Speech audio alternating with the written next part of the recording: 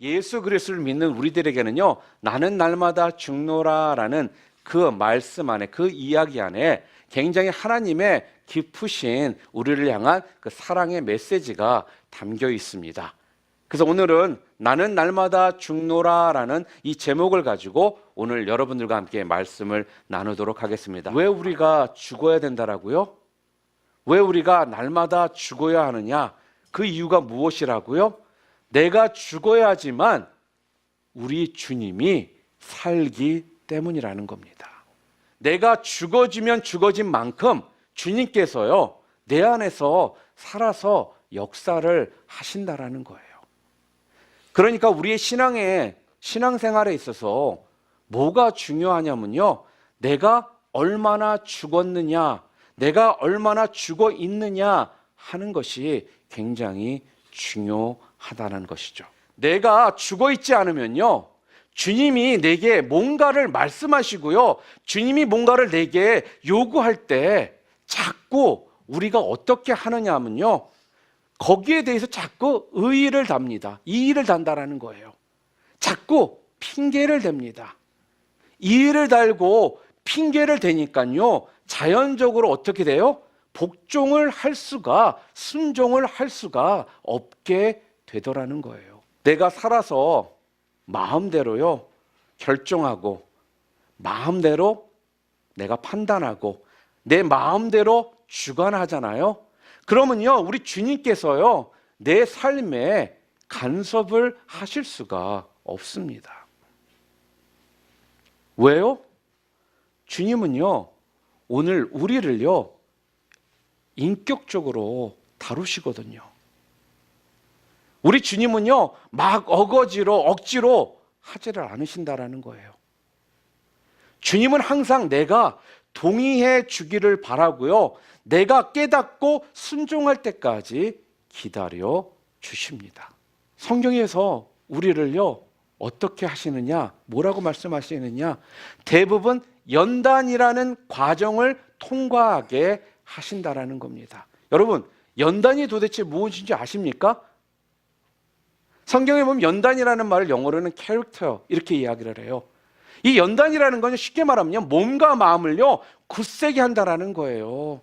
그래서 우리의 인격이나 품성을 변화시키는 것, 그게 바로 연단입니다. 또한 두 번째로, 우리가 도대체 왜 죽어야 될까요? 오늘 성경은요, 우리들이 죽어야 되는 이유를 또 이야기하시는데, 우리가 죽어야 되는 이유가 두 번째는 뭐냐? 육이 죽어야, 여러분의 flesh, 여러분의 몸이 죽어야 영이 살기 때문에 그렇다라고 이야기를 해요. 인생은요, 그래서요, 선택입니다. 오늘도 아담과 하와의 후손인 우리 앞에서요, 사실 선악과와 생명나무 열매가 동시에 지금 있는 겁니다. 신명기 30장 19절에 보게 되면요, 뭐라고 말씀하시느냐? 하나님께서 우리 앞에, 우리 인생길에 복과 저주를, 사망과 생명을 너희 앞에 두었다, 그렇게 말씀을 합니다.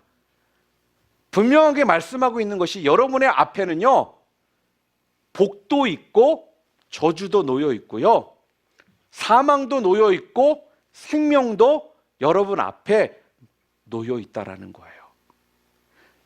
둘 중에 한 가지만 놓여 있는 것이 아니라 그 두 가지들이 다 함께 우리 앞에 놓여 있습니다. 우리는 주로 어떻게 생각하느냐?